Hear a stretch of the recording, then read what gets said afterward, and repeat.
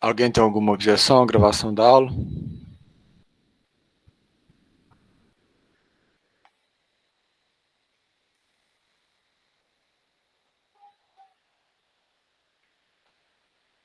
Não, ok. Gente, tá fazendo barulho de eco? Que coisa. Ou tá normal o som? Mas que coisa irritante isso aqui. Não tá dando mais ruído que o normal, não, porque parece que o som tá saindo do computador ao mesmo tempo do headset. Tá. Ok. Então, na aula passada, a gente terminou a parte de representação de sinais, né? Cuja parte mais importante é essa noção de você pode representar o sinal em duas bases diferentes. A base que a gente chama de base do tempo, função delta, e a base da frequência, que está associada com a transformada de Fourier. Nós ficamos um tempão estudando propriedades da transformada de Fourier, e agora a gente vai começar a última parte do curso, que é a parte de sistemas. Não última, porque eu preciso falar um pouco sobre transformadas de Laplace no finzinho, mas isso vai tomar 1 ou 2 aulas no máximo. O grosso mesmo dessa parte final é a parte de sistemas. Então, na aula de hoje, nós vamos definir o que é sistema, isso é tranquilo, definir um pouco de notação, falar de algumas propriedades. Eu vou falar só das principais, porque senão a gente se perde em uma lista gigantesca de propriedade. E aí, a partir da aula de hoje, a gente vai focar em sistemas que satisfazem duas propriedades de interesse simultaneamente, que é a propriedade de linearidade e de invariância no tempo. E aí, até o final do curso a gente vai focar só nessa classe de sistema que tem propriedades altamente úteis e é uma classe que aparece toda hora. Eu vou explicar por quê mais para frente, por que ela é uma classe tão comum. Então esse é o plano, tá? O Eduardo está perguntando se a transformada de Laplace é só uma generalização da de Fourier. É isso mesmo. A transformada de Laplace, você pode entendê-la como sendo uma transformada onde você tem um conjunto. A transformada de Fourier está associada a uma base, correto? A base tem infinitos vetores, mas é uma base. Correto, Eduardo? Certo. A de Laplace tem infinitas bases, que permite incluir vetores não ortonormais. E aí, isso faz com que você consiga encontrar a transformada de Laplace para alguns sinais que não admitem transformada de Fourier. Mas se o sinal admite transformada de Fourier, transformada de Laplace não é de muita valia, não. Mas eu vou falar sobre isso, motivar isso mais para frente, tá? Certo, obrigado. Então, muitas vezes, um sinal ou sistema, ele é representado por uma caixinha. Vocês vão encontrar esse desenho em vários livros, até no Toolbox do MATLAB tem isso. Então, o sistema, matematicamente, ele é representado por um operador, igual em álgebra. Quem for trabalhar com controle, por exemplo, vai usar muito representações desse tipo. Isso aqui é uma representação gráfica da relação entre o sinal de saída, que a gente chama de y de t, e o sinal de entrada, que a gente chama x de t, quando esse sinal é aplicado a um operador, tá? Então, igual álgebra, o que é um operador em álgebra? É um objeto que transforma um vetor em outro.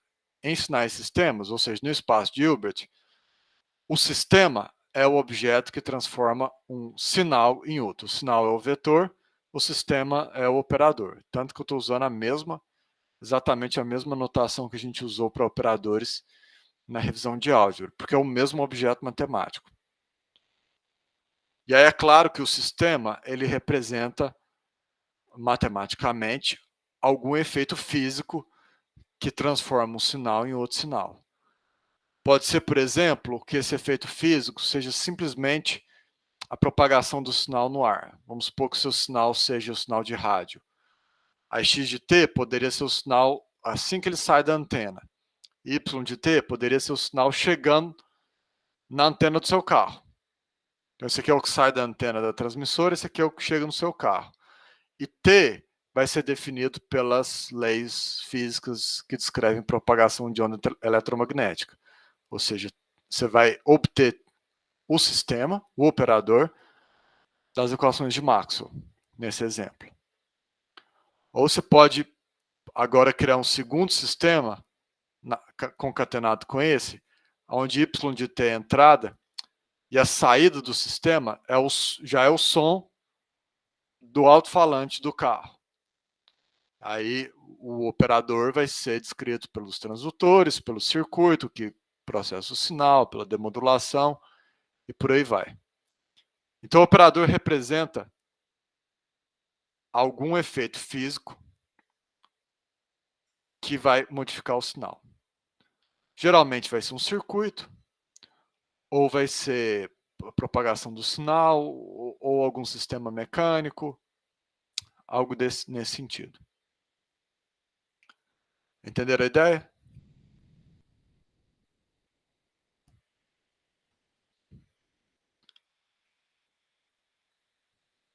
Tá claro, gente? Então, não tem muito segredo. Tudo, Rafael?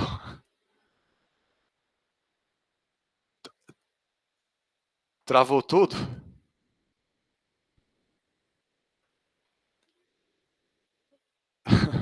O sistema representa alguma grandeza, não alguma grandeza, mas algum efeito físico que modifica o sinal. Tipo um circuito, né? Vai ser um sistema físico, ou a própria propagação do sinal em algum ambiente, por exemplo, o ar, ou dentro de uma fibra ótica. A propagação altera o sinal. Então, tudo que modifica o sinal é um sistema. Às vezes o sistema é uma coisa que você monta propositadamente para melhorar a qualidade do sinal. Por exemplo, um filtro.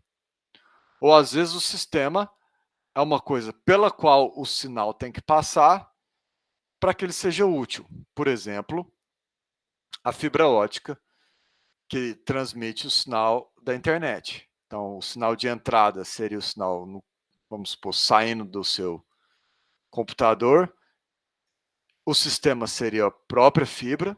Então, o operador viria das equações de Maxwell aplicado dentro da fibra ótica, que é quem for fazer ênfase em telecomunicações vai estudar isso bastante. E o sinal que chega seria o y de t. Então, o sistema pode ser algo proposital, que vai melhorar a qualidade do sinal, ou pode ser algo necessário que deteriora a qualidade do sinal. A propagação, por exemplo, deteriora a qualidade do sinal.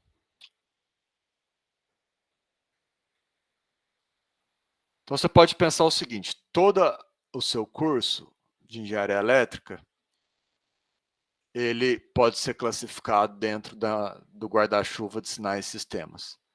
Alguns cursos vão tratar de sinais, outros de sistemas. O curso de eletromagnetismo, ele descreve o sistema onde ondas eletromagnéticas se propagam. O curso de circuitos elétricos, que vocês estão super felizes com a avaliação, é outro exemplo de um curso que está te ensinando como obter o operador para uma classe de sistema específico, que são os circuitos elétricos.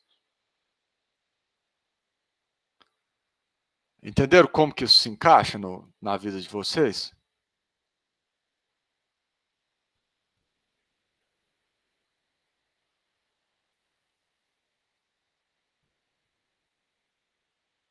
Entenderam, gente? Então, se os cursos que vocês fazem podem ser classificados como ou aprendendo a manipular sinal, ou aprendendo a obter o operador de sistemas, tipo circuitos elétricos. Isso, Eduardo, é isso mesmo. Mas a pergunta natural que vocês podem fazer é o que eu estou ensinando? O que o curso Sinais e Sistema está ensinando? Se todos os outros cursos ou aprende o operador ou aprende a manipulação de sinais. Então, aonde que o nosso curso entra? É justa a pergunta? Porque eu não vou ensinar vocês a obter o operador. Eu não estou dando aula de eletromagnetismo, nem de circuitos. Aliás, eu vou ensinar vocês a obter o operador para circuitos elétricos, mas mais como exemplo de aplicação. Nada muito profundo. Então, se todos os outros cursos te ensinam a obter o operador ou talvez manipular o sinal, o que eu vou ensinar aqui? Então, essa é a pergunta-chave dessa última parte do curso. O que a gente vai aprender são relações gerais entre entrada e saída do sinal para essa classe específica de sistemas, que é chamado de sistemas lineares invariantes no tempo, que é observada em vários exemplos. Todos os exemplos que eu dei foram de sistemas lineares invariantes no tempo. Circuitos elétricos, eletrônicos não, eletrônico não é linear. Mas mesmo os que não são lineares, você usa a teoria que vocês vão aprender de sistemas lineares para conseguir tratar o sistema.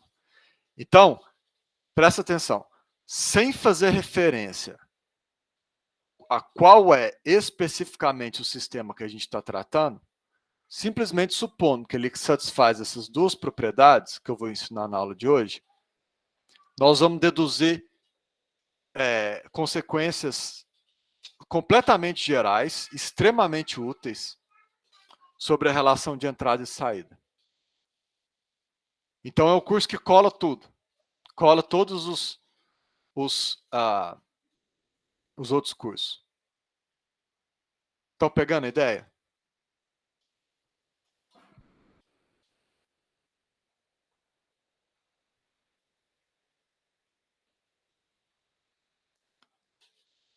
Então, eu quero, antes de começar a falar de propriedades de sistemas, eu quero ser um pouco mais específico em relação a exatamente o que nós vamos aprender, que é geral. Ou seja, que a gente não precisa fazer referência a qual sistema específico nós estamos tratando. Mas para eu dar esse exemplo, para vocês terem uma intuição melhor sobre o que eu estou falando, eu vou usar circuitos especificamente, mas o que eu estou falando vale para qualquer sistema linear invariante no tempo. Vocês fizeram, eu acredito, o laboratório de medidas, já. Pelo menos online.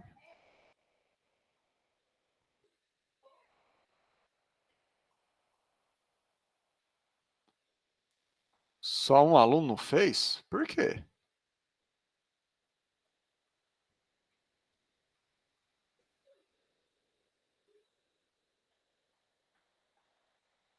Bom,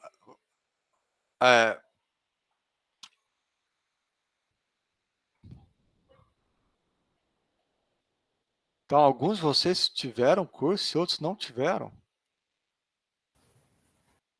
Meu professor não quis dar aula.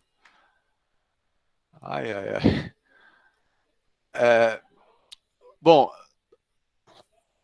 o pessoal que fez, vocês fizeram um experimento onde vocês pegavam um circuito com resistor e capacitor e estudavam a saída dele para várias entradas? Seja no simulador, seja ao vivo? Tem a ver com passa-faixa? Pode ser. Não importa bem qual filtro. O que eu estou falando vale para qualquer filtro. Mas pode ser o passa-faixa, passa-baixa. Vocês fizeram um experimento assim. punha várias ondas na entrada e estudava a onda na saída? Esse especificamente não. Mas vários Não, aqui falaram que professor, sim. a gente fez tipo, a gente colocou uma frequência, depois trocou a frequência e foi trocando a frequência, Mas, não todas juntas. mas era só onda senoidal? É, Vocês não fizeram nenhum com onda quadrada, por exemplo? Não. não que eu saiba.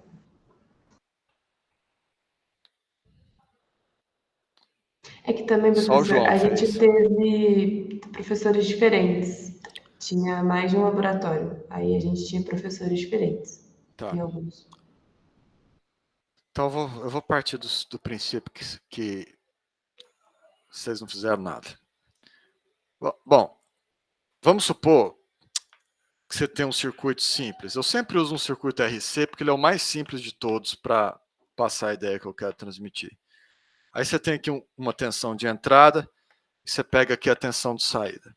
Isso aqui é só um exemplo de circuito. O que eu vou falar agora vale para todo o sistema que seja linear invariante no tempo. Vocês ainda não sabem o que essas duas palavras querem dizer, mas a gente vai aprender ainda hoje, tá? Então se você pegar e estudar a relação de entrada e saída em um sistema que seja linear invariante no tempo, como por exemplo esse, você vai observar a seguinte bizarrice extrema. Se você colocar qualquer onda, opa, você mexe aí, o trem perde aqui, cuidado, como uma bailarina. Qualquer onda que você colocar aqui na entrada, o que você espera que vai sair na saída? Vocês identificam a bailarina que é igual um hipopótamo? Vocês identificam que isso aqui é um circuito passa-faixa? Perdão, passa-baixa? Ou essa nomenclatura ainda não... Essa terminologia ainda não... Então isso aqui corta frequência alta, né? Eu vou explicar mais para frente por que isso acontece, mas a gente sabe o que quer dizer cortar frequência alta. Isso aqui é um filtro que só deixa passar frequências baixas. Então, se você colocar aqui uma música, a guitarra não sai aqui, só sai o baixo. Entenderam?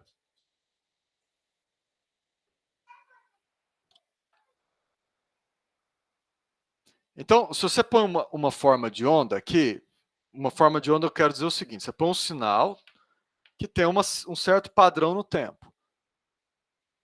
Você espera que o sinal de saída seja o mesmo padrão?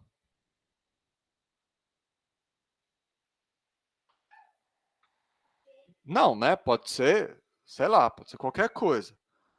Por exemplo, um experimento que costumava ser clássico no curso de medidas era observar o que acontece quando você coloca uma onda quadrada na entrada.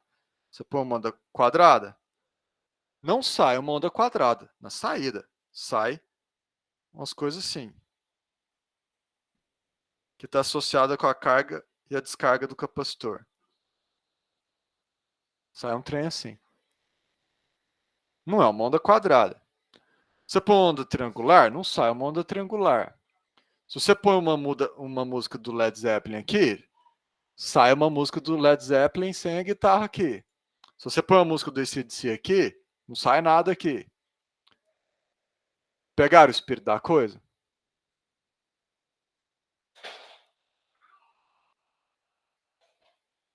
Então, o que eu falei, acredito que seja intuitivo.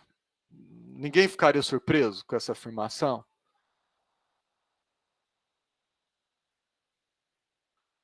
Vocês concordam que eu não falei nada de muito chance? Tá, agora eu vou te contar uma coisa esquisita. Se você colocar uma onda senoidal aqui, é garantido que a saída é uma onda senoidal. Tudo o que acontece é modificar a amplitude e a fase da senoide, mas ela continua sendo senoidal. Você pode mudar a fase, você pode mudar a amplitude, mas é garantido que ela vai ser senoidal. O que a onda senoidal tem de bonita que as outras não têm? É isso que você vai aprender nesse curso. Então, alguns de vocês falaram, a gente colocou um monte de senoide na entrada. Vocês falaram frequência pura. Aqui vocês vão entender por que se você coloca uma frequência pura na entrada, uma senoide, na saída, sai a mesma senoide, com a mesma frequência. Em outras palavras, por que um sistema LTI conserva a frequência? Você põe uma frequência na entrada, a mesma frequência aparece na saída. Talvez com amplitude e com fases diferentes, mas é a mesma senoide, com a mesma frequência. Só muda a amplitude e a fase. Essa é a característica principal de um sistema LTI. E por que isso acontece, em quais são as condições necessárias para isso acontecer, é o que vocês vão aprender agora. Não hoje, mas agora, nessa parte do curso.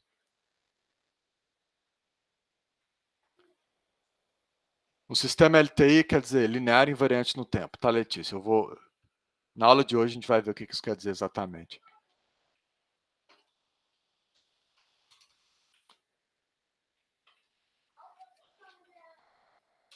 Entenderam, gente, o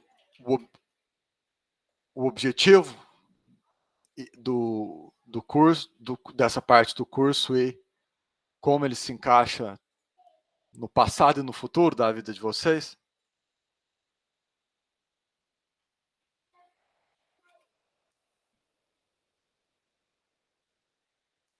Ficou claro, gente?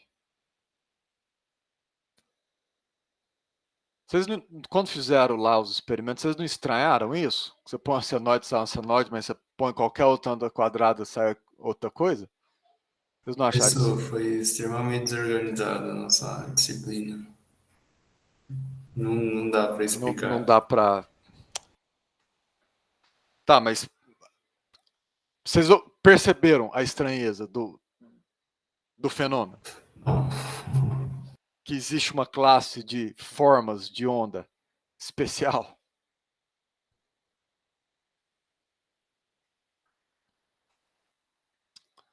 Me fala, gente, às vezes eu estou achando que eu consegui passar o paradoxo de maneira intuitiva e às vezes não. Mas é isso, nós vamos entender por que isso acontece, tá?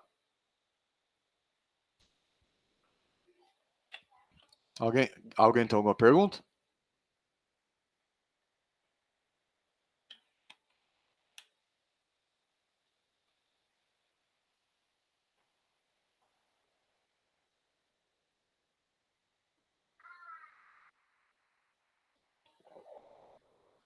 Não, tá.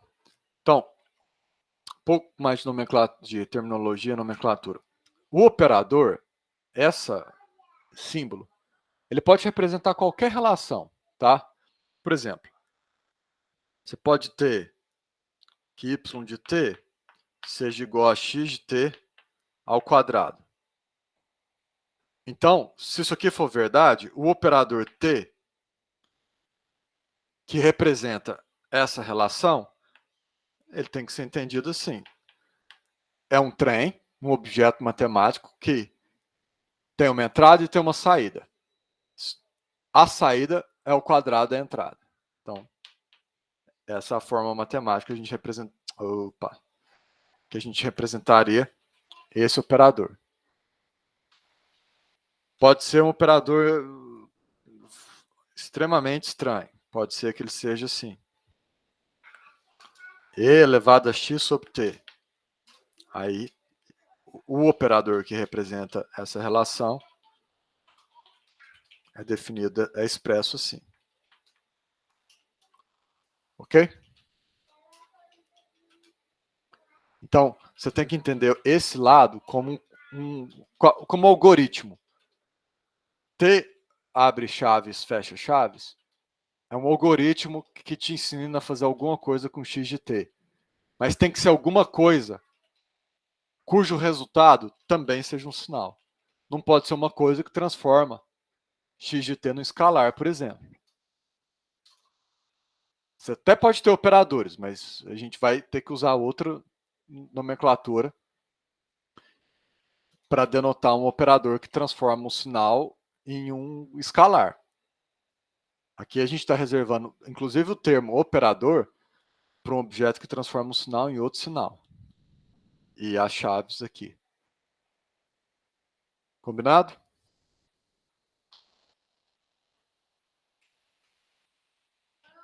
Tá. Aí, se você for na literatura, o livro clássico dessa área é o livro do Oppenheim. Vocês conhecem o livro do Oppenheim? Vocês já tiveram curiosidade para dar uma lida, estudada nele? Tá lá no Júpiter, né? Na sugestão bibliográfica da disciplina. Alguém já abriu o livro do Oppenheim?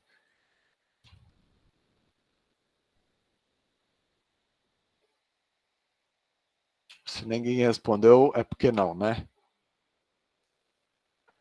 Mas assim, ele é representativo da literatura. Ele é o livro mais conhecido. Aí você vai na parte de sistemas, por exemplo, vai ter uma penca enorme de propriedades de sistemas. No passado, eu dava várias dessas propriedades, seguindo aí a tradição, né? Mas aconteceu o que eu previa. O aluno baba de tédio e várias dessas propriedades são triviais. Se você um dia se encontrar com ela, você não vai ter dificuldade de entender o nome dela ou o que ela faz. Então, em vez de passar essa lista enorme de propriedades, eu vou focar em 3 que são as cruciais para a gente.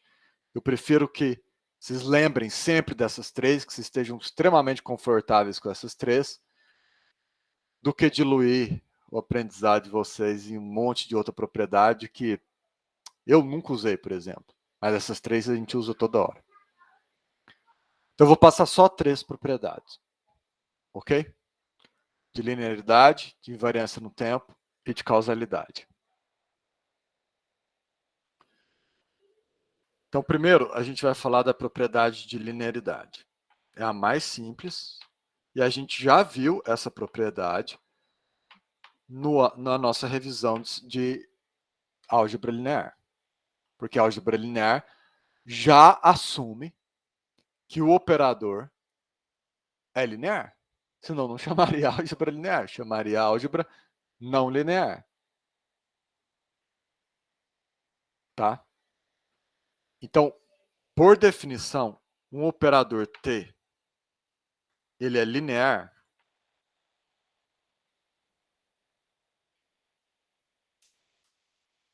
se quando você colocar uma combinação linear de 2...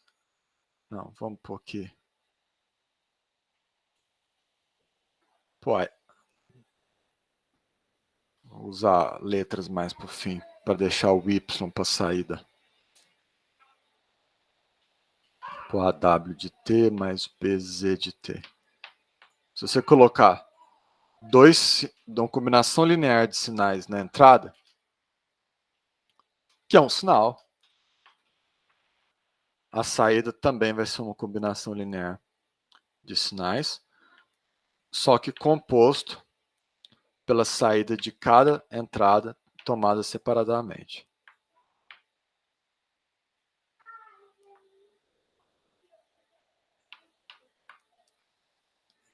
Então, uma coisa que alunos insistem em confundir.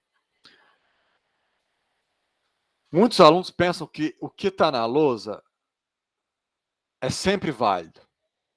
Mas isso não é verdade. O que está na lousa, de vez em quando, é válido. Frequentemente é válido. Quando isso for válido, quando essa igualdade for verdadeira, a gente chama o sistema de linear. Então, quando o operador que representa o sistema for linear, o sistema é linear. Então, essa é a característica do sistema linear. É o que permite que a gente chame o sistema linear de linear. Entenderam que eu não estou falando que qualquer T satisfaz essa igualdade? Vocês não vão confundir isso? Aí vocês lembram que lá no começo do curso a gente deu um exemplo de sistemas lineares para a gente ganhar uma intuição sobre o que essa igualdade está contando. Então, por exemplo, o exemplo lá do começo do curso, vocês devem lembrar, a gente começou com exemplo para um sistema linear, a gente pegou como exemplo um equalizador de música. Então, AWT mais BZ de T poderia ser a sua música inteira. Se o equalizador for linear, se você puser a sua música inteira dentro do equalizador, e se WT for guitarra e Z de T for baixo, a saída da guitarra e o baixo tocado ao mesmo tempo, então isso aqui você tocou os dois ao mesmo tempo, pôs dentro do equalizador. A saída vai ser igual a saída que você obteria pondo só a guitarra, depois ajeitando a amplitude dela, depois pondo só o baixo, ajeitando a amplitude dela, pega a saída dos dois independentemente e junta depois. Se essas duas saídas, obtidas de dois jeitos diferentes, forem iguais, o sinal é linear. Ficou claro? O que fisicamente essa igualdade representa? Como você testaria? Como você faria um experimento para testar se o sistema é linear?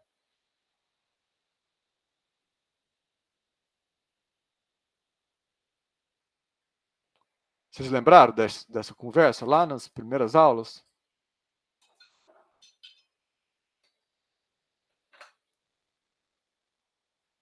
E aí a gente também deu um exemplo de um sistema que é não linear. Vocês lembram qual que foi o exemplo?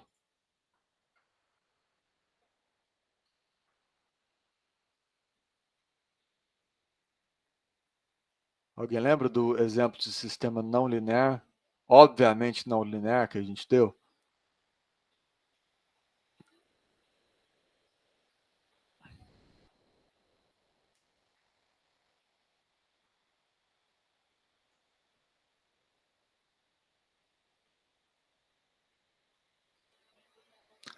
Stefano, a sua fotinha do Google deveria... Pela sua fotinha do Google, eu esperaria que você fosse o primeiro a lembrar. Não, o bolo seria a saída, seria o sinal, mas qual que é o sistema?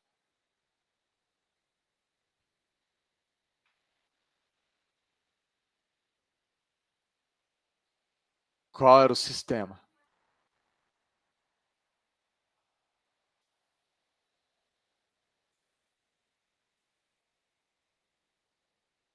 O forno, isso, o forno. Então, por exemplo, como é que seria o experimento onde você colocaria essa entrada aqui no forno? Essa parte, o lado esquerdo da igualdade. O que você fez no experimento do bolo? O que é a sua entrada nessa igualdade? Não, pensa que W e Z são ingredientes diferentes, Eduardo. Isso. Então é um bolo que até eu conseguiria fazer, só tem dois ingredientes. Aqui você misturou a massa, igual o Stefano falou. Vamos supor que W seja o açúcar e Z seja a farinha, sei lá, você misturou os dois. Ou aqui é o ovo, melhor o ovo e a farinha, né? Porque você misturou os dois, colocou dentro do forno. O resultado, cadê o resultado? O resultado é o lado direito?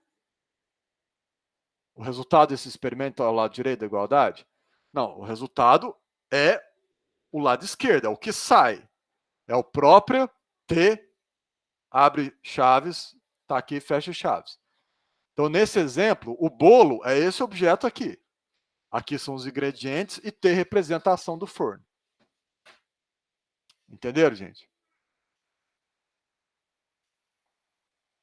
Então, aqui eu tenho meu bolo, que eu obtive colocando leite e farinha dentro do forno. E do lado direito, o que eu tenho? Eu ponho o ovo dentro do forno, tiro o ovo do forno, e aí, sei lá, aqui não dá, o A aqui não rola na nossa analogia. Aqui você pôs o ovo dentro do forno, E esse objeto é o ovo cozido. Esse objeto é a farinha dentro do forno, que você pôs dentro do forno. E esse objeto é a farinha cozida. Estão diferenciando o Z de T do T de Z de T? Então, esse objeto é a farinha, esse objeto é o ovo. Eu já troquei, né? Esse aqui é o ovo, esse aqui é a farinha, esse aqui é o bolo. Ovo, ovo cozido. Farinha, farinha cozida. Mistura o ovo cozido com a farinha cozida. Dá um bolo? Não, ó, não dá. Então, o lado direito não é igual ao lado esquerdo. O forno não é linear. Aqui você teria que colocar um diferente. Lembraram dessa história? Professor, nessa analogia, eu acabei esquecendo, no exemplo da música, qual que é o operador da música? É Seria tipo o o microfone? equalizador. Ah, o equalizador. É, sei lá, um filtro, entendeu? Que Tá, tira o ruído de fundo. tá bom. Obrigada. Foi o melhor que eu, que eu pensei, mas vocês podem ter outras ideias aí. Faz sentido, Giovana, um equalizador? Ah, sim, sim.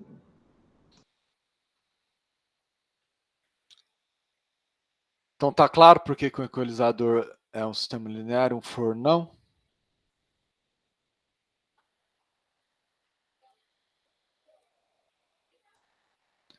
Então, os circuitos que vocês estão vendo,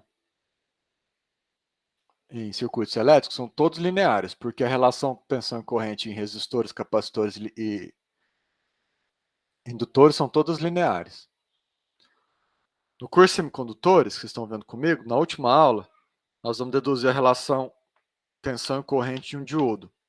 Ela é dessa forma aqui. Tem um outro termo aqui, mas não importa. É uma constante vezes V. Essa é uma relação linear entre I e V? Se eu dobrar V, eu dobro I?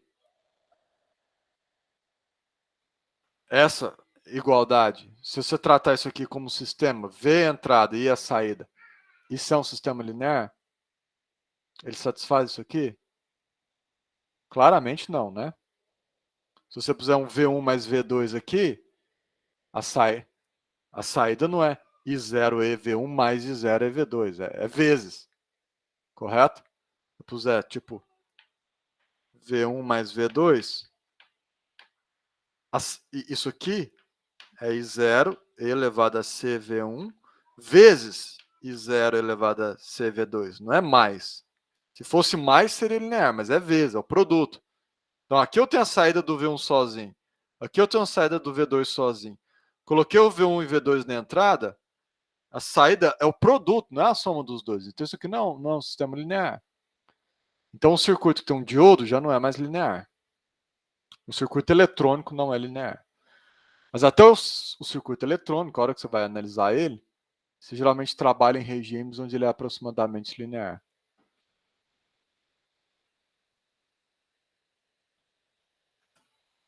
Só em zero. Escrevi bobagem aqui. Então não é nem o produto de um com o outro, é o produto de um com a versão distorcida do outro.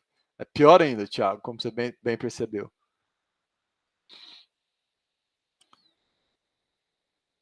Entenderam então, gente, a ideia?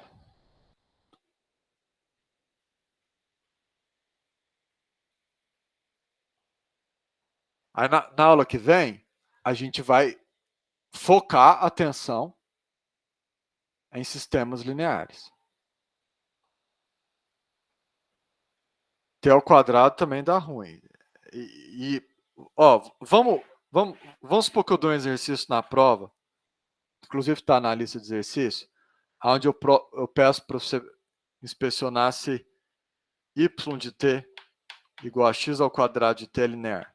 Vocês já sabem que isso não é linear, né? Mas como é que você prova que não é linear? Alguém sabe?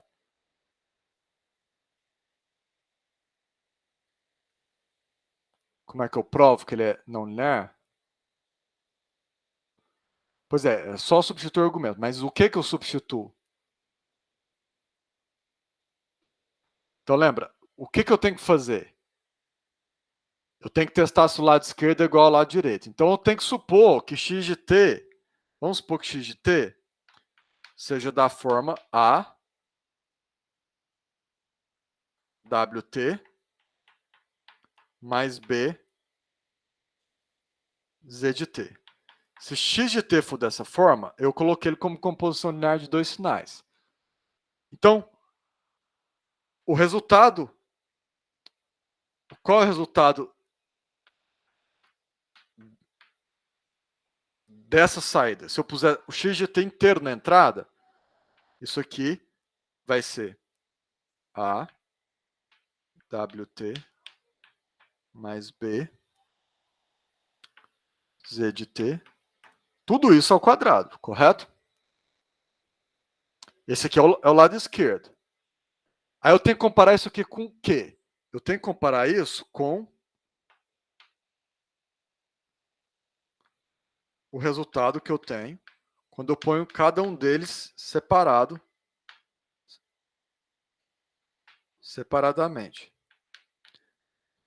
Então, isso aqui é A, W ao quadrado.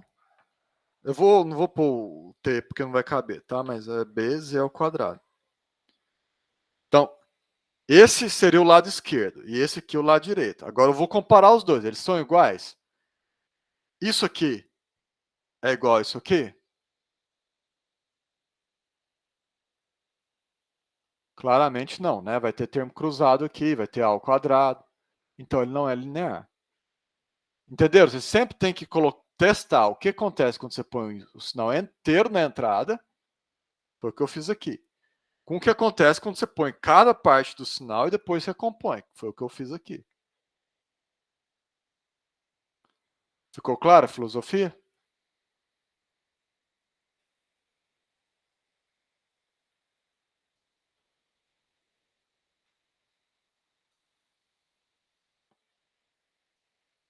Todo mundo entendeu, gente?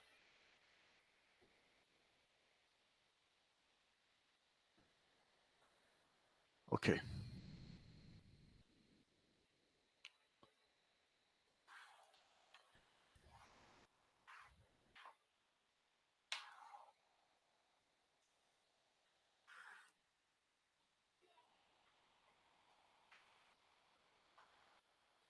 Então, a segunda propriedade que eu quero passar, essa não tem análogo, não tem analogia com o espaço de Hilbert, com o espaço euclidiano. Então, essa aqui realmente é novidade. A outra era praticamente só revisão, né? Que é a invariância temporal.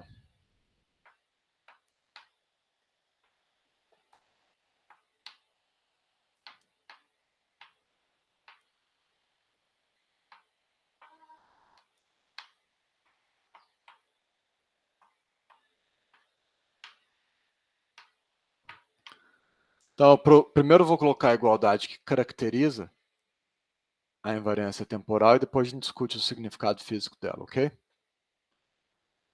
Então, por definição, um sistema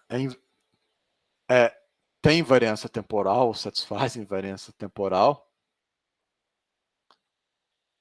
Então, se a saída para a entrada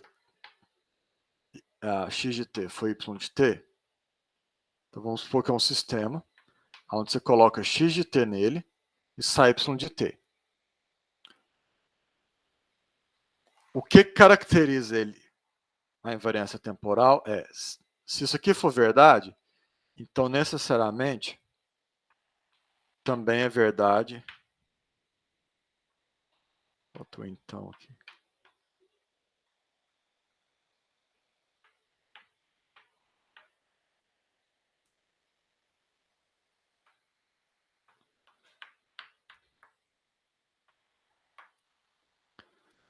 Então, matematicamente, isso aqui quer dizer que, dada que a saída do sistema para uma entrada x de t, y de t, se você colocar na entrada o x de t menos t0,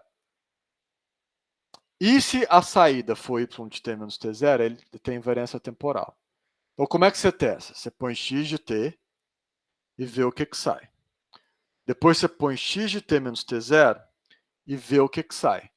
Se o que sair for isso aqui com o t deslocado de t0, ele tem invariância temporal.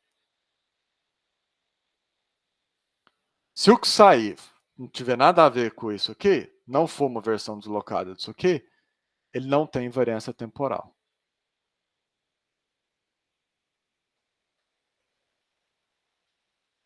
Entenderam?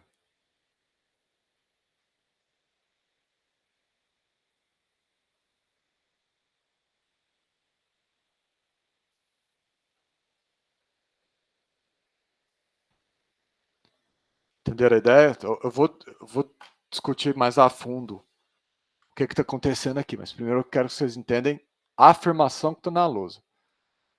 A afirmação que está na lousa é só uma definição. E a minha pergunta é, vocês entenderam a definição? Eu já vou mostrar, tá, Eduardo, como é que você visualiza isso. Mas primeiro eu quero saber se vocês entenderam a definição. Então, o que classifica um sistema possuir invariância temporal? Você põe o sinal x de t na entrada, mede a saída. Aqui você atrasa o sinal, você pega o mesmo sinal, mas você atrasa ele, em t0. Mede a saída. Se a saída for uma versão atrasada da entrada, ele tem invariância temporal. Se não for, ele não tem. Daqui a pouco eu vou dar dois exemplos para vocês verem como é que testa isso, mas a definição está clara?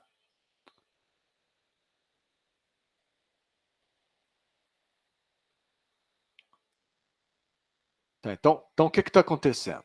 Vamos pegar primeiro um feeling de como que testa isso, com dois exemplos.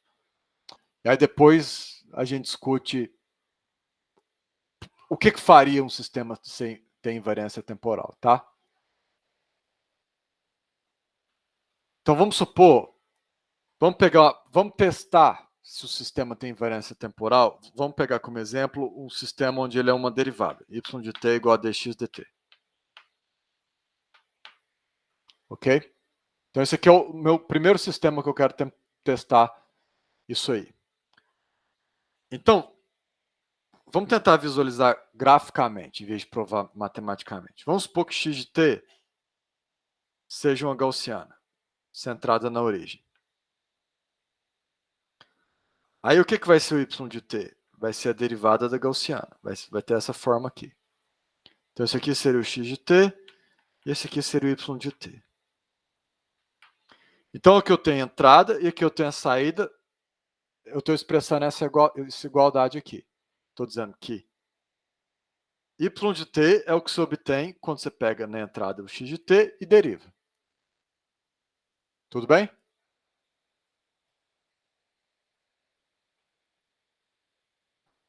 Agora, o que é o x de t menos t0? É simplesmente a gaussiana deslocada no tempo. Então, vou ter que apagar a definição do meu sinal, porque eu quero manter isso aqui em cima. Então, isso aqui seria o meu x de t menos t0. Isso aqui seria o t0. Eu desloquei ela no tempo. Então, agora, eu preciso descobrir que objeto que é esse. Que objeto que é esse aqui? O t de x menos t0. Horas, é o que acontece quando eu aplico esse sinal na entrada. Se eu aplicar esse sinal na entrada, a saída é a derivada dessa gaussiana aqui. Correto?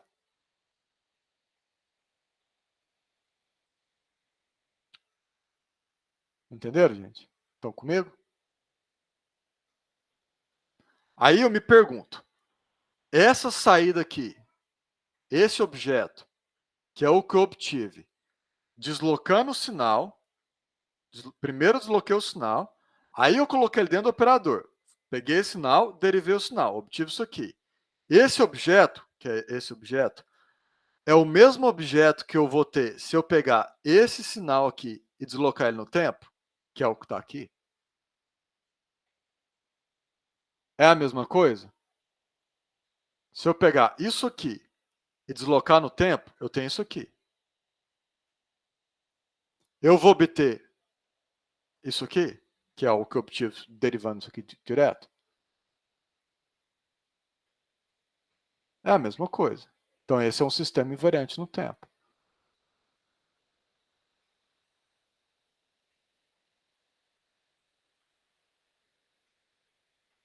Eu vou ter que apagar isso aqui para poder dar o outro exemplo de maneira mais decente, tá?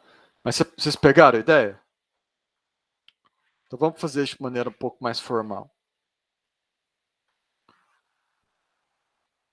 Eu te dou o sistema. Y de t igual a dx dt. E aí eu te peço, prova que isso aqui...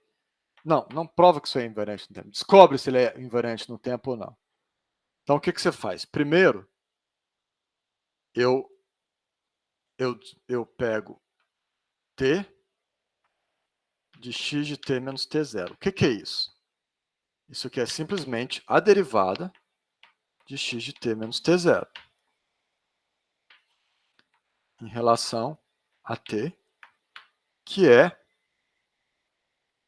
y de t menos t0. Então, isso aqui é o que sai quando eu coloco a entrada. E o que é o y de t menos t0? Eu nem preciso disso aqui, tá? Nesse exemplo. Deixa assim. Deixa assim. Então, isso aqui é o que sai quando eu coloco essa entrada no meu operador. Pus essa entrada, o operador manda. Qualquer coisa que você puser aqui dentro da chave, deriva isso. Respeitei o comando. Derivei. Agora eu vou pegar a saída e vou deslocar ela. Então eu sei que y de t é isso aqui. Então y de t menos t0 é igual a d derivada de x t menos t0 dt. Agora eu estou deslocando a saída. Eu encontrei a mesma coisa que eu encontrei quando eu desloquei a entrada. Então, como isso é igual a isso, ele é invariante no tempo. Ficou claro?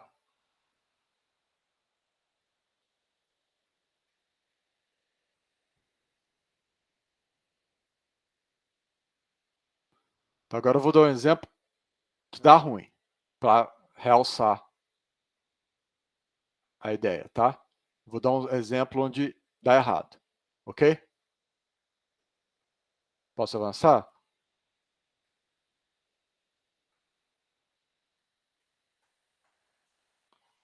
Então, agora eu vou primeiro mostrar matematicamente, e aí depois eu vou mostrar graficamente, eu vou inverter. Então vamos supor que agora o meu sistema seja assim. Ele é y de t é igual a x de t mais t. Tá? Então, eu quero saber, eu vou fazer o mesmo teste. Primeiro, eu vou colocar uma versão atrasada do sinal na entrada. Para eu não me confundir, o que eu estou fazendo? É melhor você, sempre que você tiver uma coisa composta assim, você define um sinal. Então, vou define um sinal auxiliar, g de t igual a x de t menos t0. Ok? Então, isso aqui passa a ser tg de t, correto? Correto, pessoal?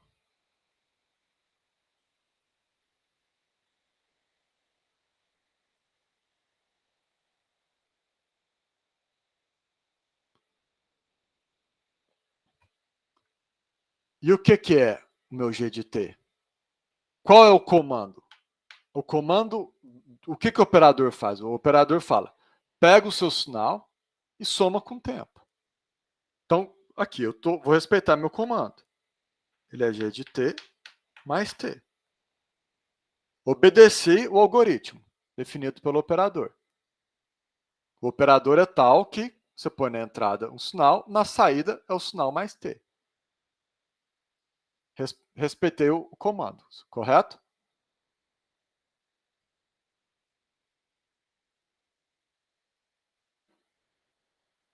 Só que esse g de t é x de t menos t0. Então, isso aqui é x de t menos t0 mais t. Perfeito? Então, isso aqui é x de t menos t0 mais t. Ficou claro?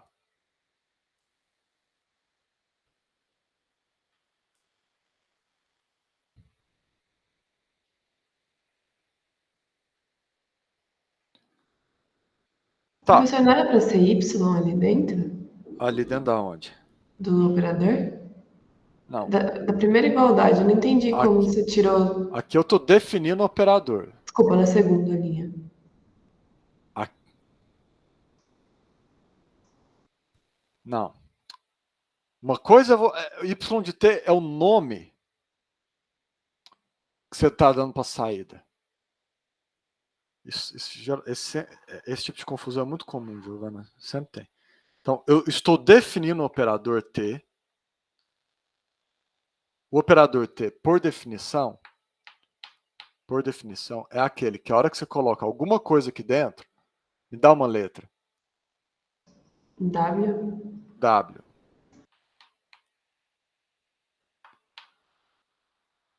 A saída é WT mais T.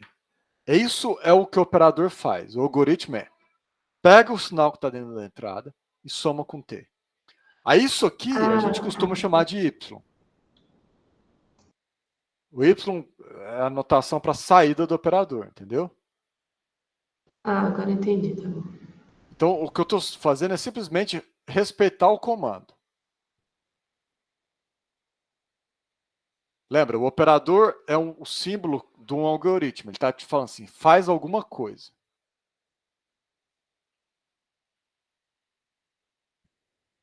Isso aqui nem é mais, na verdade, eu estou meio que trapaceando que isso aqui não dá um sinal mesmo, mas é muito bom para mostrar o que eu quero mostrar.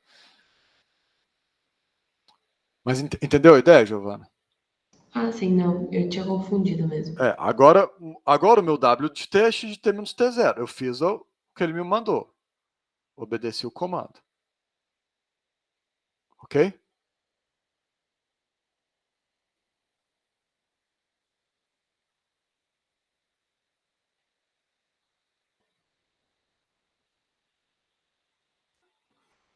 Agora, o que eu tenho que fazer? Eu tenho que pegar e comparar isso aqui com uma versão deslocada da saída, quando a entrada não é deslocada. Então, eu ponho o meu T de X de T e, bom, pega a saída. Essa saída aqui eu chamei de Y de T, entendeu, Giovana? Essa saída. Chamei de Y de T. Agora eu me pergunto, Y de T deslocado no tempo é o quê? Então, quem é Y de T menos T0? Y de T menos T0 é a saída deslocada no tempo. Então, eu pus o sinal de entrada, bonitinho, e agora eu vou deslocar a saída. Deslocar a saída, eu simplesmente substituo tudo isso aqui por T menos T0. Se Y de T é isso aqui, necessariamente Y de T menos T0 é isso aqui. Então, isso aqui é o que eu obtenho quando eu ponho X de T na entrada, obtenho uma saída, e aí eu desloco a saída. Isso aqui é o que eu obtenho quando eu desloco a entrada. Não é a mesma coisa. Esse menos T0 mudou a história. São sinais diferentes. Então, isso não é um sistema invariante no tempo.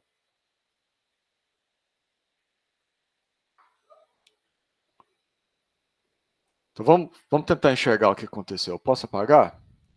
Eu quero desenhar o que aconteceu aqui, para vocês conseguirem enxergar graficamente o que cada uma dessas igualdades é.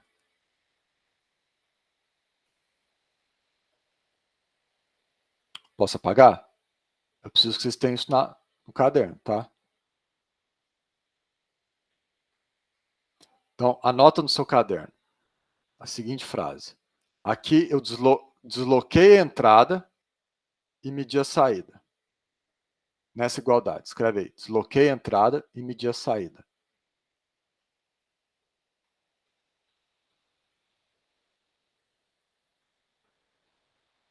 Obrigado, McAfee. E aqui você escreve Desloquei a saída, sem deslocar a entrada. Então, aqui se escreve, não desloquei a entrada, mas desloquei a saída. É essa igualdade aqui.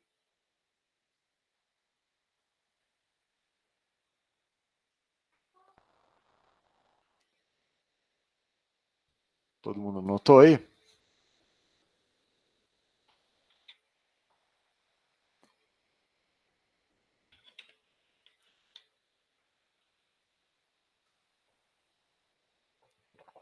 Pessoal, vocês já notaram? Eu posso avançar a aula?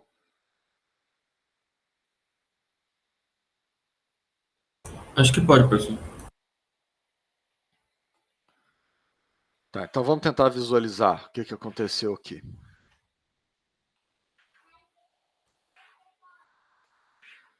Vamos supor que x de t seja de novo uma gaussiana.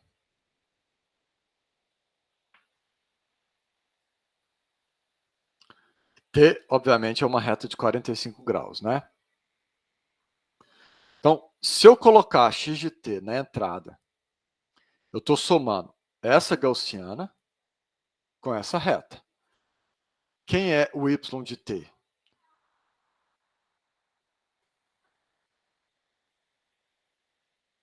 É um trem feio assim.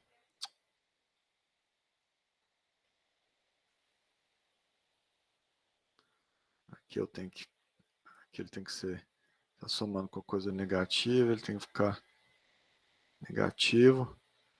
Aqui está somando com coisa positiva, tem que ficar positivo. Algo assim. Então, aqui é a última igualdade que estava na lousa. Essa aqui é a igualdade que é o que eu obtenho quando eu coloco na entrada o vetor, o sinal não deslocado, obtenho a saída, agora eu desloco a saída. Então, eu vou pegar isso aqui e vou simplesmente deslocar. Simplesmente desloquei. Então, esse bicho aqui é o meu y de t menos t0. É o que eu obtive pondo a entrada, obtendo a saída, obtive a saída, já nem quero mais saber quem é o operador, não me importa. Peguei a saída, desloquei. Esse é o meu y de t menos t0. Ficou claro?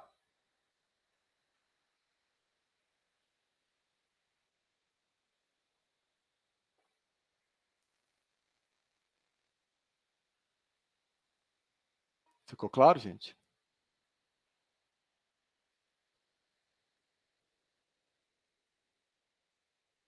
Alguém quer que eu repita?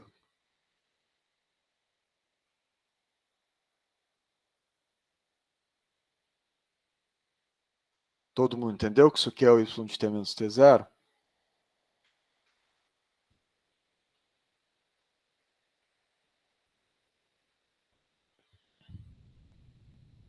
Posso avançar? Então, o que é o t de x de t menos t0? Ele não é o comando desloca a entrada e aí coloca dentro do operador? Então, aqui eu tenho uma reta. Agora eu desloquei a entrada. E agora eu vou fazer o comando. Vou somar a entrada com a reta. Então, isso aqui vai ser assim. Aí chega aqui. Tem um trem assim e vai embora. Esse gráfico aqui simboliza o t de x de t menos t0. Esse gráfico. Ele é igual a esse? Não, né? Aqui o pico da gaussiana, por exemplo, somou com um número enorme. Aqui o pico da gaussiana somou com zero. O pico aqui é igual, aqui é outro pico. Eu encontrei uma outra saída. Um outro sinal. Então, t de x de t menos t0 não é igual a y de t menos t0. Então, ele não é um sistema invariante no tempo. Esse gráfico não é igual a esse.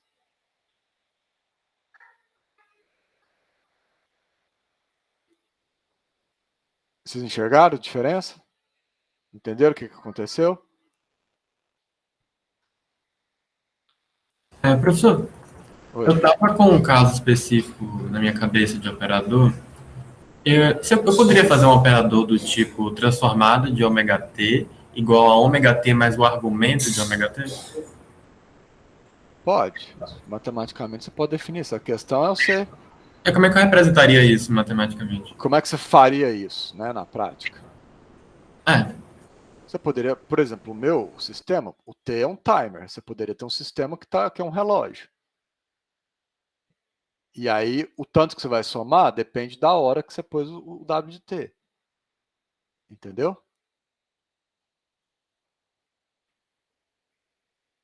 certo, mas assim, se eu fosse representar matematicamente, como é que ficaria algo do gênero? Mas aqui tá, W de T mais T. Aqui ele depende do argumento de W de T. Já tá na lousa. Então acho que eu devo estar me confundindo então, com alguma coisa. Deixa eu rever aqui. Porque foi exatamente isso que eu fiz. Tiago, seria esse T, você pôs T maiúsculo. O que eu... Ah, o seu operador, o T maiúsculo é o que, Tiago? O T aqui somando o W de T. Esse T aqui é o T minúsculo, é o mesmo T que está aqui. É uma linha de 45 graus. Certo. Então, por que na hora que eu faço y de t menos t0, eu jogo esse t menos t0 só no sinal W e no t eu não deixo t menos t0 também? Foi o contrário. Esse aqui, os dois ficaram T menos T0.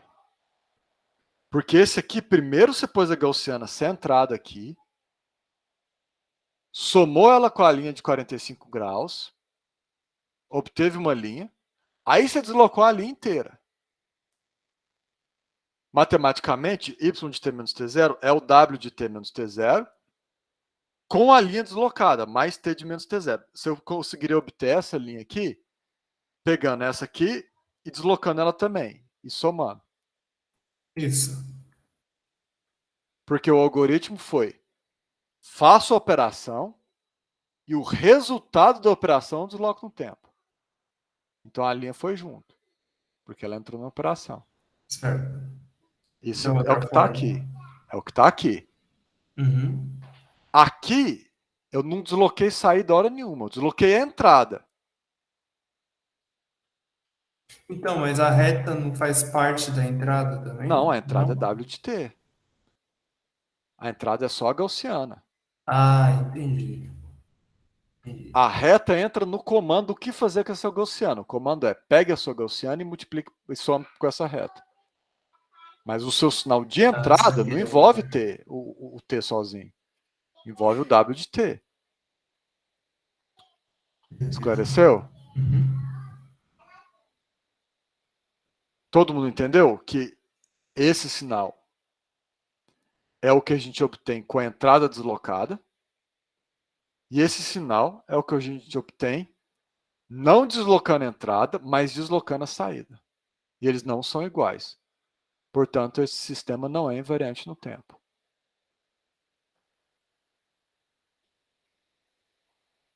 Então, professor, inicialmente eu entendi depois que você falou, né, todo esse negócio, eu percebi realmente o argumento que você fez. Só que inicialmente eu estava confuso porque, tipo, na minha cabeça ia dar no mesmo, porque eu realmente achava que funcionaria tipo ômega t menos t0 para transformada disso, igual a ômega t menos t0 mais t menos t0, sabe? Eu achava que era só pegar o argumento no t e operar com ele, e não pegar a função ali nela. Mas você entendeu por que estaria errado? Porque você definiu esse T, a função, né? Essa linha. Não o argumento que você está pegando. Lembra, o operador é um comando. Eu defini o comando pegue o seu sinal, não importa qual que é, soma com essa reta. Se o seu sinal está aqui, você tem que somar com a reta. Se ele está aqui, você tem que somar com a reta. Não importa onde que o seu sinal está. O comando pega o seu sinal, qualquer que seja ele, some com a reta. Foi o que eu fiz aqui, entendeu? Obedeci o comando. Eu só fiquei um pouco confuso sobre o porquê que eu confundi isso, sabe? Fiquei fiquei tipo. Eu sei a torcida do Flamengo confunde isso, primeira vez que vê isso.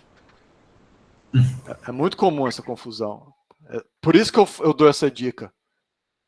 Tá, tipo, x de t menos t0 na entrada, chame g de t e aplica o algoritmo em g de t. Entendeu? Aí você evita esse tipo de erro. Ah, pera. Tipo, chamar o T de G de T? O primeiro experimento, esse aqui, que eu Sim. desloquei, para você não se confundir com os t menos t0, você define x de t menos t0 é igual a g de t. Você não cria um novo sinal, g de t? Tá. Aí faz o comando. Se você puser g de t na entrada, o que sai na saída? G de t mais t, correto? É. Mas É, g de t é... realmente. Oi? Realmente faz sentido. Entendi. E aí o g de t é o seu x de Tá t bom. menos t0. Então essa curva é x de t menos t0 mais t. Essa curva é x de t menos t0 mais t menos t0. Vou marcar aqui no caderno, eu tenho que lembrar disso depois. Faz o teste. O pico da gaussiana, nesse caso, não pode mudar. O pico dela agora está em t0, né? Aí não vai mudar aqui, porque você tem o t menos t0, dá zero. Para t igual a t0. Aqui ela muda, porque ele está somando uma coisa que é diferente de zero. Está muito abstrato, gente? Ou eu consegui deixar um pouco mais palpável?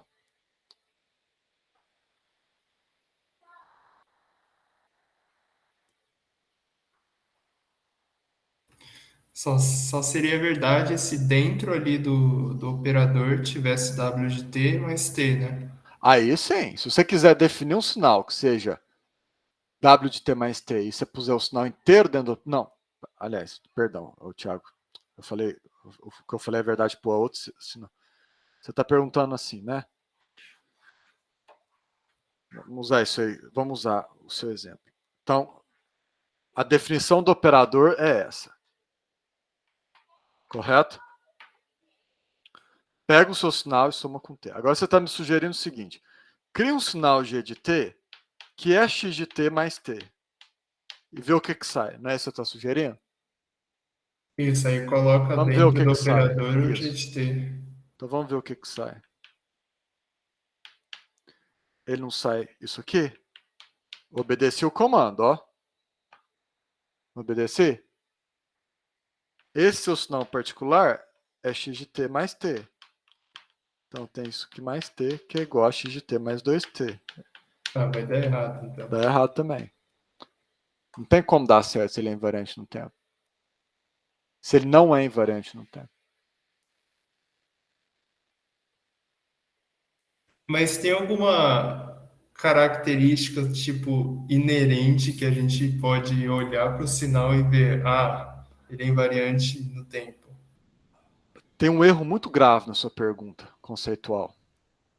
Eu vou repetir a sua pergunta, eu quero que todo mundo tente achar aonde está o erro grave. Inclusive você, Thiago. A sua pergunta é, tem alguma coisa do sinal que me conta se essa propriedade é satisfeita ou não? Aonde está o erro grave na pergunta? Por que que Perfeito, Giovana. A propriedade é uma propriedade do sistema. A gente está usando sinais para testar a propriedade. Mas ela é uma propriedade do sistema, Thiago. Então, sua pergunta não faz sentido. Você está perguntando Entendi. se a cor é aguda, entendeu? Ou se o som é vermelho. Entendeu? Entendi. Porque isso é uma propriedade do sistema. O sinal só está testando a propriedade.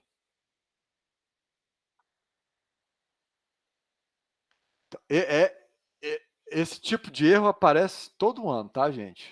E é o tipo de coisa que eu até paro de corrigir a questão. Nós estamos olhando propriedades de sistemas, nós não estamos olhando propriedades de sinais. Não faz sentido eu perguntar se um sinal é linear, por exemplo. Ah, Ficou não, claro? eu entendi, mas como Eu acho que a sua intuição deve estar assim. Tem alguma coisa que eu posso saber do sistema para saber se ele é invariante no tempo ou não? exatamente. para generalizar, assim. Isso. Então, vamos refletir sobre a sua pergunta. O que é isso, invariância no tempo? O que isso quer dizer? Vamos agora tentar informalizar, agora que a gente já deu os exemplos, vamos tentar pegar um feeling sobre o que a gente está falando. O que é... Vamos supor que você tem um circuito. Como é que você testa se o seu circuito é invariante no tempo ou não? Vamos supor que o seu circuito, de novo, seja o seu equalizador de música, tá? Ok? Então vamos supor que você tem uma versão de Stairway to Heaven que foi gravada com o trem de São Carlos passando no fundo. E aí você tá lá, a sua música bonita e tem um... Então esse é o seu sinal de entrada. É o seu Stairway to Heaven estragado pelo trem de São Carlos. Entendeu? Esse é o seu sinal, ok? Entendeu o que eu falei, Thiago? Sim, sim. Aí vamos supor que o seu sistema seja um filtro, um circuito, que vai tirar o trem de São Carlos. Então você põe na sua entrada Stairway to Heaven estragada, sai na sua saída Stairway to Heaven limpa, sem o trem de São Carlos. O seu circuito fez isso. Ok? Certo. Como que eu sei se o meu sistema é invariante no tempo ou não? Eu estou fazendo uma pergunta sobre o Led Zeppelin? A minha pergunta é sobre o Led Zeppelin? É sobre o trem de São Carlos?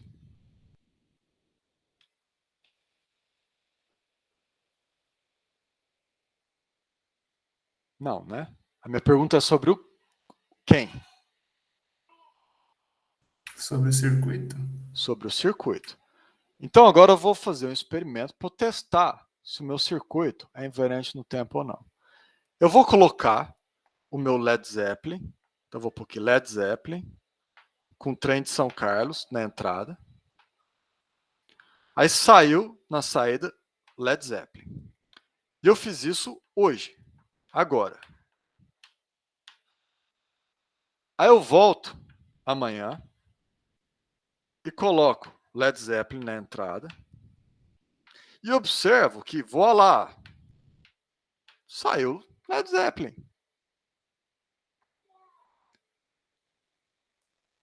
Ele é invariante no tempo?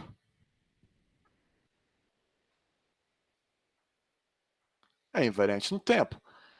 Essa saída aqui, ela é simplesmente essa saída deslocada no tempo. Esse aqui é o Led Zeppelin tocado ontem. Esse aqui é o Led Zeppelin tocado... Agora o hoje, o ontem mudou, né? Esse aqui tem que ser o ontem. Esse aqui é o hoje.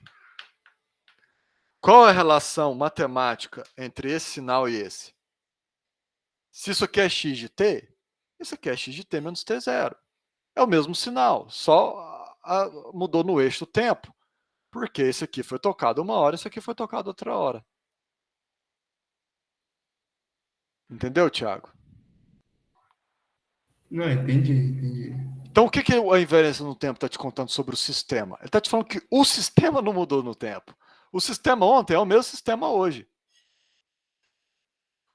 Então, um sistema que não muda no tempo é um sistema que é invariante no tempo. O sistema é o mesmo. Então, professor, mas tem alguma forma da gente, não sei, não medir, mas avaliar se esse sistema varia ou não, sem ficar provando daquele jeito? A pergunta que você tem que fazer é: tem como saber a priori se o sistema é o mesmo? Isso. Então vamos pensar de novo em algo bem próximo da nossa realidade. Vamos supor que o nosso circuito, o nosso sistema seja um circuito. Ok? É um circuito RC. Vamos combinar com o circuito RC? Então, o seu circuito RC tirou o trem da história. Então, o circuito RC, isso aqui tá.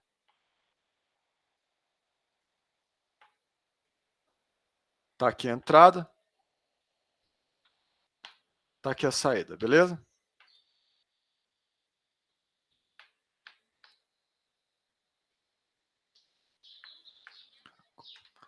Correto?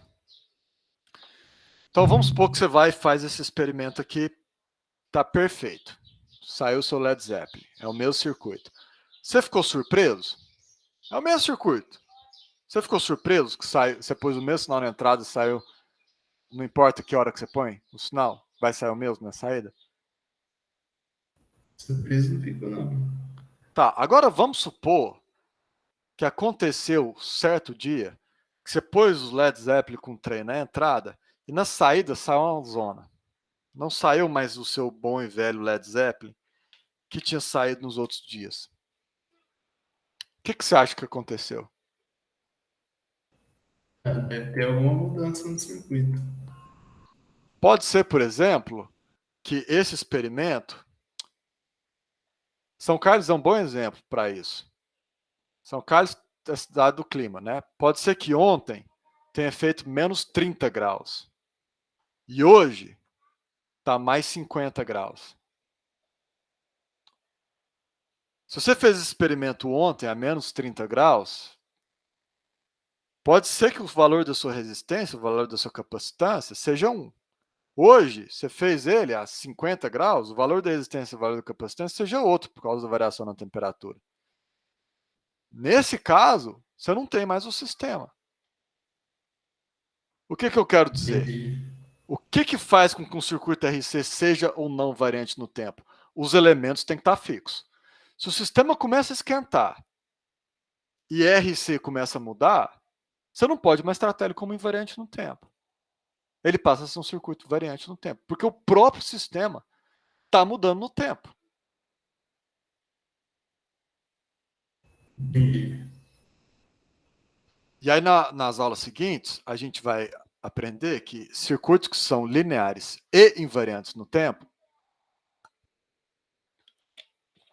conservam frequência. Quer dizer que se você põe um cosseno na entrada, sai um cosseno na saída. Correto? Mas então tem condições bem específicas para o sistema ser invariante no tempo. Pois é, mas geralmente ele é. Geralmente você pode tratar ele assim. O que eu quero te explicar agora é, na prática, quando que isso é relevante. Vamos voltar no nosso exemplo extremo de São Carlos. Você fez esse experimento aqui ontem, a menos 30 graus. Mas agora você não põe mais o Led Zeppelin. Você põe um cosseno puro. Você põe um sinal de telefone. Um cosseno puro, tá? Você põe um cosseno puro aqui. Ontem, os valores estavam fixos. E você tá aqui, os senoides pura. É para ser o mesmo, tá? Mesma frequência, eu não consigo desenhar. Você captou a ideia? Sim. Hoje, mudou os valores. Mas você repete o experimento hoje, você também vai ter o mesmo um cosseno fixo. Correto? Sim. Então, por que eu estou falando que esse aqui é um sistema que variou no tempo? Na verdade, se ontem os valores estavam fixos e eu fiz o experimento ontem, e hoje é o mesmo circuito, mas mudou os valores, mas eles continuam fixos hoje, é melhor eu descrever esse sistema como sendo o sistema 1 e esse sistema como sendo o sistema 2, e ambos são invariantes no tempo. Faz mais sentido. Por quê? Porque enquanto eu aplicava o sinal, os valores não mudaram. E aí a frequência foi conservada. Então, assim, faz mais sentido eu tratar esses dois sistemas como sistemas independentes. Mas, se enquanto eu estiver aplicando o sinal, esses valores de resistência e capacitância alterarem, por exemplo, porque a resistência esquentou, aí, na saída, você não vai ver mais um cosseno puro. você vai ver batimento, você vai ver outras frequências aparecendo junto. Aí sim, o fato dele não ser invariante no tempo ficou relevante. Então, o que importa é se os valores mudaram enquanto o sinal está sendo aplicado. Se não variar, aí é melhor você tratar como dois sistemas diferentes, ambos invariantes no tempo.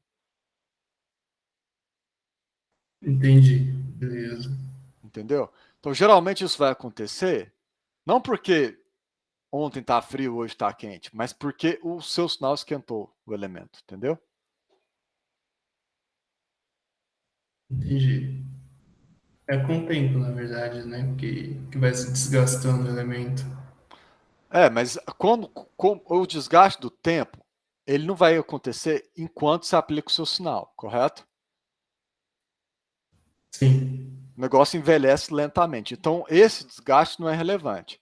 Por quê? Porque você coloca um cosseno puro agora, você vai medir o cosseno puro. Agora você repete esse experimento no ano que vem, você põe um cosseno puro, sai o cosseno puro. Vai sair com amplitude diferente, com fase diferente. Por quê? Porque o circuito mudou, porque os elementos envelheceram. Você só veria o efeito do surgimento de novas frequências se você continuar, durante todo esse ano, a aplicar o seu sinal, entendeu? Certo. Pegou a ideia? Entendi, entendi. Todo mundo entendeu, gente? Como é que isso aparece na prática? Então, você está fazendo um experimento. O sistema é linear. Começou a surgir frequência nova, pode saber, os elementos estão variando no tempo. Ele continua linear, mas R e C passa a ser função do tempo. Provavelmente está esquentando. E aí, nas aulas seguintes, a gente vai provar por que se ele for linear invariante no tempo, frequência conservada, que é talvez a coisa mais importante que vocês vão aprender nesse curso. Ficou claro, pessoal?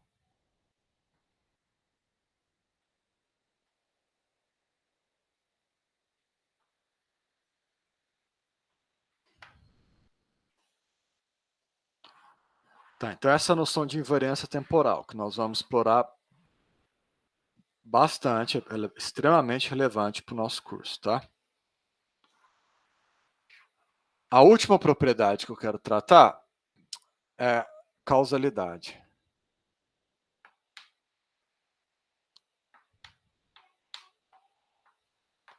Essa é simples, tá?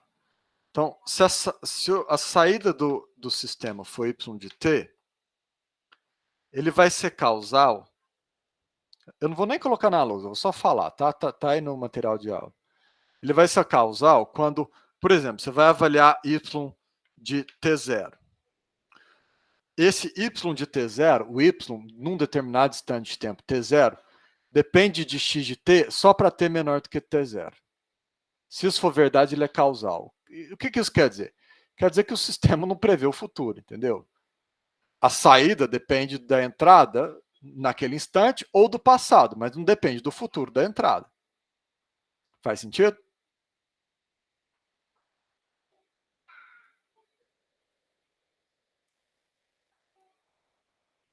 Entendeu? Então, se você falar, por exemplo, o sistema y de t igual a x de t mais x de t mais 1, não é um sistema causal.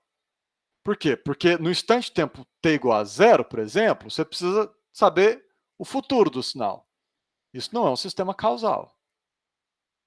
Mas se for menos 1, aí ele é um sistema causal. Ele depende do instante que você está avaliando e do passado. Entenderam, gente? Derivadas são causais, porque ela depende do agora e do antes. E do anterior. Ela depende só do passado, mas ela não depende do futuro. Entendeu, Letícia?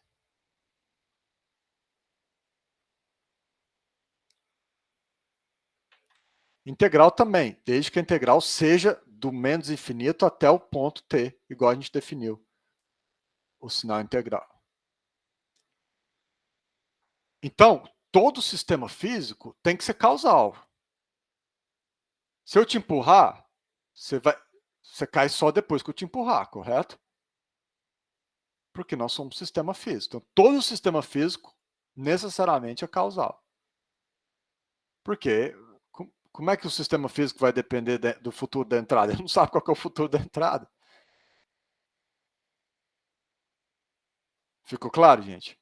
Essa propriedade é importante porque a gente sabe, a priori, que se o sistema for físico, ele é causal. E aí dá para vocês deduzir algumas coisas relevantes dele. Entenderam, gente? É óbvio para todo mundo que o sistema físico tem que ser causal? Se você tiver um circuito que antes de você colocar o seu sinal de entrada, ele já deu a saída, seu circuito é meio esquisito. Ele não é um circuito físico. Ele é do Harry Potter. Aí geralmente, eu conto uma piada meio cretina, mas é boa para lembrar. Então, um jeito de lembrar que o sistema físico é causal e encapsula a noção de causalidade. Lembra que todo o sistema físico é causal, menos o Neymar. O Neymar é a única exceção. Vocês entenderam a piada? Por que o Neymar é a exceção? Não precisa rir, gente. Eu sei que é sem graça, mas é só para vocês lembrarem. Por que ele é exceção? Você tem que responder, porque senão... Isso, porque ele cai antes de você derrubar ele. Ok? Então lembra disso. O Neymar cai, não é um sistema causal. Ele cai antes de ser derrubado. Ok? Então, na aula que vem, a gente vai focar nossa atenção em sistemas lineares e invariantes no tempo. E também vão ser causais, mas a gente não precisa invocar a causalidade porque que a gente quer aprender. A gente só precisa invocar linearidade e invariância no tempo. Perfeito? Alguma pergunta, gente?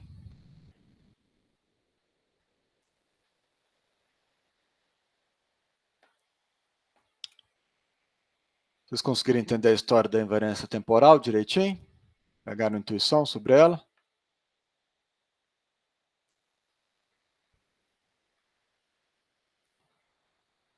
Tá. Vou parar a gravação então. Você quer fazer alguma pergunta, Eduardo? Questão da invariância?